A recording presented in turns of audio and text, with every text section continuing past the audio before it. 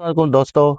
हम इस वक्त कलरी झील जिसको किंजर झील भी कहा जाता है, इस वक्त हम यहाँ पे घूमने आए हुए हैं दोस्तों के साथ।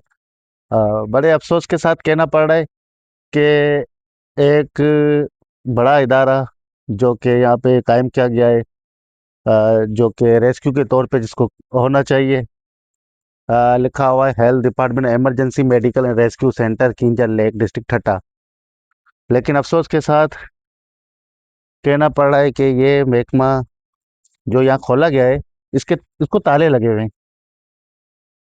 जो जिन इनको यहाँ पे सेफ्टी के लिए रहना चाहिए, ताकि कोई इमरजेंसी की सूरत में इनसे रब्ता किया जा सके। लेकिन अफसोस का मकाम है, और इनको ताले लगे हुए हैं। आपको ताले भी दिखा देते हैं, इनको ताले लगे हुए हैं। जो जहाँ पर रेस्क्यू ना हो, तो वहाँ पर कोई महफूज खुद को कैसे समझे?